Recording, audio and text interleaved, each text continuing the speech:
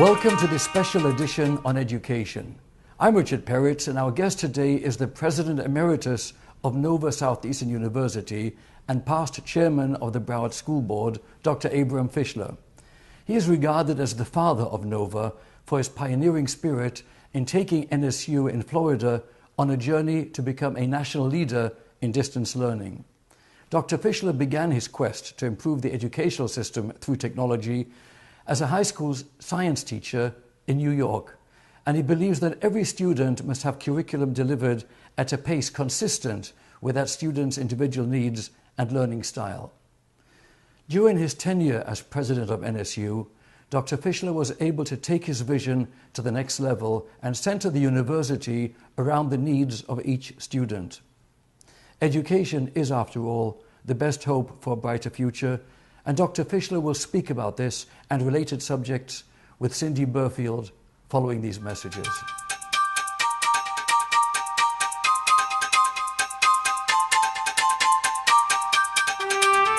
With us now is Dr. Abraham Fischler. It's great to have you on the show. It's good to be on the Fischler. show. It's good to have you as my interviewer. Thank you, thank you. And as you know, I'm a student at Nova, and Are you enjoying it? so much. I feel like I've grown by leaps and bounds, and I'm truly involved in the whole process of reform and excited about it, and excited to do more. Have you had good teachers? I've had fantastic teachers. That's what I want to Yes, hear. Yes, definitely. Especially since you're in my center. Yes, I've finished my coursework, completely done, and it's now the dissertation process, and it's coming along. Tell me what you're working on. I'm working on teacher professional learning. How in this day and age, in the 21st century, are we going to align the needs of society with teacher professional learning? And I know we have the new standards, we have new ways of evaluating teachers, all the top-down stuff, but I'm concerned with the bottom-up processes. How are teachers going to transform to fit 21st century teaching and learning? So, in the classes that you've taken, are most of the classes where the professor lectures and you take notes? All my classes have been online. So you... Yes, all self-paced, project-based, inquiry-based, research-based, using the computer as a tool for collaboration, synchronously and asynchronously. And that's all fine and dandy. That's how we need to be learning. And I'm a doctoral student, but how do we... Define we. We, students, my classmates. How about all the students that you teach? That you teach? The students that I teach are using technology. Tools such as different cloud-based tools where they can create a writing piece together collaboratively. There's a new cloud-based tool that I'm planning to implement. It's called Webspiration, and it's a mind mapping tool, a concept map, where the students can visually see the interconnectedness of a concept. So if they're studying a area in science, they can map it out and show the interrelations. And that would just be one piece of the learning process. So, you're learning the same way you want your children to learn. Absolutely. And so when you get done and you get your doctoral degree and you go back to teaching both levels, the university level and the student level in K-12, at both levels, the content will be more sophisticated, but the tools will be the same. And the process. And the environment will be the same. Only the level of analysis and synthesis and self-judgment will be different. Sure. And so you are in an environment where you are learning and utilizing all the techniques that you will then be able to transfer to your students, even though they're 1/3 your age. Yes. And right now I don't have any hesitation with regard to my ability to do that. It's how are we going to make this on a larger scale? How are we going to get more teachers to do this? And I've done some research on situated learning and having the teachers themselves experiencing the tools and the processes, just like we were talking about. And I feel that that is the best way for them to learn. I agree. That's what you're learning, only you're paying for it. They're going to do it in service education, and you're going to teach them. Yes, but how long in your opinion do you think this is going to take before the system evolves to that mode of situated learning? And I also feel that the teacher should be part of the curriculum design. Not in the self-paced mode. You don't think so? No. Because the self-paced is all computer-based design. And it's done by people who have not only knowledge of the content, but knowledge of the learner and how learning occurs, so that they can see the stages through which the learner is going through. Sure, the instructional designers. And the instructional designers build that in. And if they've made an error or if the gap is too big, they fill it in. So for the beta testing of things in the self-paced mode, you try it with a batch of students, and you see the steps that you've built in, you know where it's going, and you know how it's getting there, and then you see that for a small group of students, it's too big a gap between A and B. Sure. So you fill it in. Right. So when you beta test that kind of mode, It's iterative. it gets more acceptable and more successful with the complex learners that we have responsible for. I see. What about the design as far as how we were talking earlier about how we have the one group of students working on the research and the processes and the soft skills such as collaboration and communication. And then you have the group over here working on the self-paced learning and how what about that part of the design? All students go through those three areas at the rate and at the level that they can perform. It's not that I have one group here doing one and another group over here doing another and a third group doing it. No. They're all doing it. They're all going through the self-paced mode. But the teacher is facilitating and the that teacher process. is walking around and facilitating. Then the teacher may take 5 or 10 minutes to lay out the problem that she wants to work or he wants to work with students on. And then he divides them into groups of 4 or 5 in each group. And he gives them sub-projects. And then they have to work together. Right. Each one of them are working, but they're working on a different aspect of the content Right. that they're working on. And then they share it.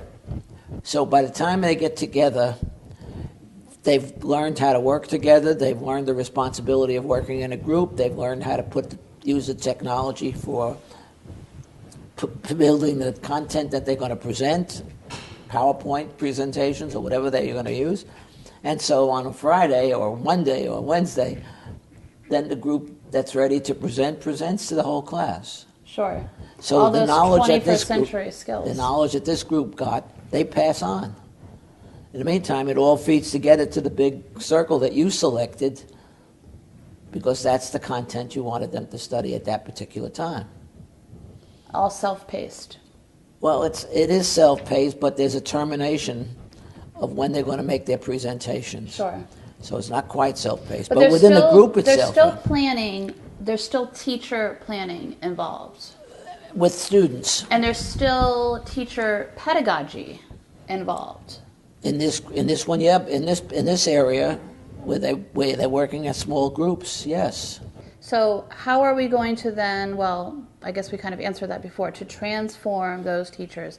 I'm wondering, because we're throwing down new standards and we're throwing down new this and we're throwing down new that, but the teachers nothing's happening as far as their... Look what's happened to you. You're getting a doctorate by taking PhD courses through the use of technology. Yes, but I'm the exception. No, you're not the exception in the school. In the university, you're not the only one doing that. No, mostly my experience is in K through 12. Or Yes, right. But those teachers aren't doing it. So through in-service education, right, they're going to have to learn. They're going to have to learn through the in-service. So we're going to have to build that. And you're going to be a teacher. You're going to be a teacher to them. Right. So it's a matter of time before this whole thing rolls over. But time is still a variable. I can't tell you whether that's going to occur. I'm trying to put together the components to do this for the state of Connecticut. And all the superintendents in the state of Connecticut have agreed that they have to change. Wow. So I'm bringing together 4 corporations next on March 13th in my office. And these are 4 corporations which have the talent to build the model that I'm talking about. Wow. WOW. That's amazing. Yeah. And this is what we need. So this is it takes time. Takes time. Takes time.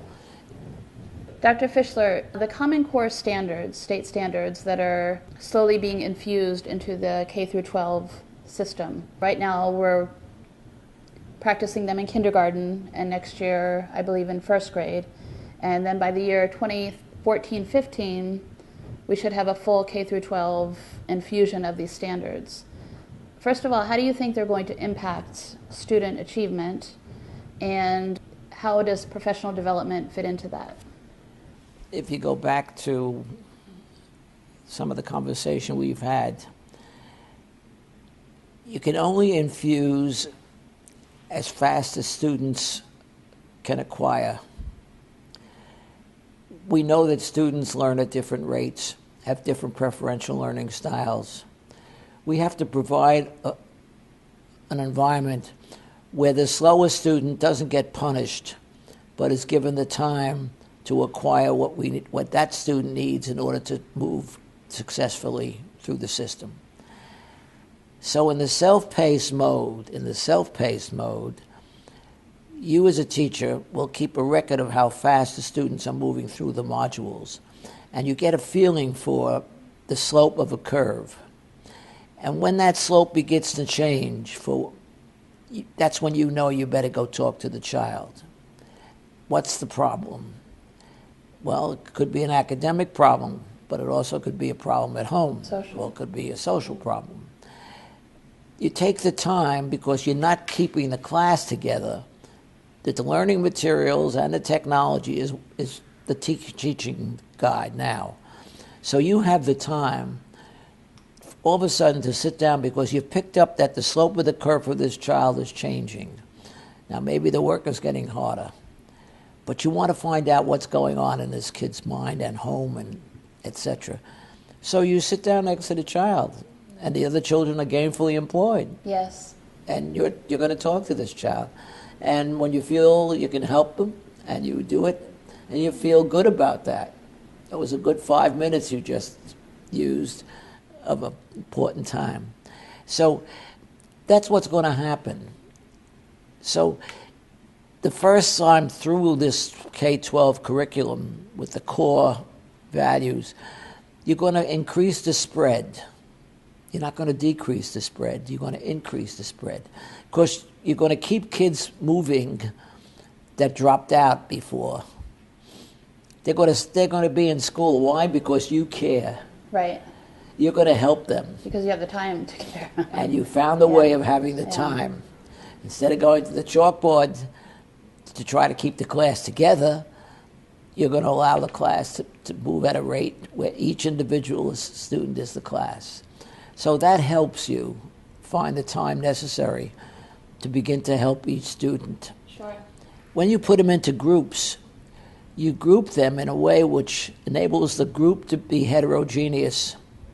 Yes. So you have 4 or 5 students, but in that group of 4 or 5, you have a slow one, you have a very rapid one, and you have 3 somewhere in the middle, or something like that. Sure, they're learning together. And it's okay that this one takes time to teach this one. Sure, because that's learning. It's learning. Uh-huh. And in teaching, he learns even more. Absolutely. So all of a sudden, students are helping students. They're not cheating, they're helping one another. That's real life. That's what we do in real life. That's what you want to encourage. And even the slowest student is going to write something using PowerPoint. But he'll give it to a colleague to make sure the spelling is correct, unless he has a spell check and has used it correctly. He'll give it to a colleague to read and make changes or suggestions, so he'll do it again. Sure. It's easy to do it again because it's on a computer. So it's authentic. It's the way we operate. My wife corrected every paper I ever wrote. And the reason was she was a language major. Right. I was a science major. So I gave it to her, and she would redo it. The English was correct, the spelling was Sure. correct. Teamwork. And she learned science. Right. Interesting. And I learned how to write much better. Right. So she really taught me how to write. Wow. Because we were married, and she read everything I wrote. Very important. And that's how the real world works. So we create an environment which involves what you call the real world. We do that. We build it in purposely. And we don't isolate the poorer kid that's doing it more slowly. We make sure that he finds a way to contribute. Yeah, we give him a role. Group. He has a role. He has a role within that group. Productivity. Yeah. And it's okay. Absolutely. It's okay. Because what's really going to be important to him is his self-concept and his self-worth. And it's not the end product that they're turning in at the end of the thing. It's the learning process. It's the whole process going through. And he'll learn to use the sources much more effectively as he grows and as he uses them. Dr. Fischler, I'd like to ask you about your slogan, "The student is the class." Can you tell us about that? Yeah, each student requires a different amount of time, sometimes requires different learning style materials, so that each student is taught in the most appropriate way for that student to learn and is given the time to succeed. I don't fail him because I don't know the rate of every child. I have to give the child the opportunity to learn. And my job is to encourage that child to continue to learn. And if he learns a bit more slowly, that's all right, as long as he's learning. And we don't have to grade him by grade. He can be sitting in the room, and the appropriate material is coming through the computer to that child, and appropriate material is coming through the computer to this child, and they could be at 3 different places in the modalities. So we provide ways for them to learn in their best learning style, but they all have to learn to read. They all have to learn to speak. They all have to learn. So we have to give them time to learn and the appropriate material. And they're all sitting in the same classroom. Sure. But they're not all at the same level. Same rate, yeah. And we reward them. Interesting. And we constantly encourage them. Especially, I think, in K through 12. Absolutely. Or especially K through 5. If you look at these primary kids, I have a feeling that sometimes we tend to punish them, pound them into the ground and turn them off, so that when they're just so turned off that they don't want to learn. They don't see the beauty of learning. And in a day that we're in, day and age of lifelong learning, these kids, we can't turn them off at 5th grade, otherwise they're doomed. If we turn them off and they get punished at home, why would they stay there? Right. Thank you very much. Yeah. Why would they stay? Yeah. So it's I'd rather reward them. Right. It's about motivation. It's about teaching them the love of learning and providing them scaffolds so that they are successful. And making it fun. Making it fun. Sure. Learning is fun. It is fun. And succeeding is a reward in of itself. It is. Especially if you give them the star. That's true. So all that's, it's not that we don't know. It's a matter of how to implement it, how to change a system which was designed to have the class as the unit instead of the student as the unit. In our evolution, we've got to go back to the student is the class, one student at a time. And we have the tools and the technology to do that. It's just, I think, the pedagogy. It's the getting the system such that the mindset is just that. That's correct. And if you're learning that way, then it's easy for you to make the transition. Situated learning, absolutely. That's correct. Good luck to you. Thank you, your Dr. studies. Fischler. Thank you so much. And thanks for having me on the program. I appreciate it so much. Thank you.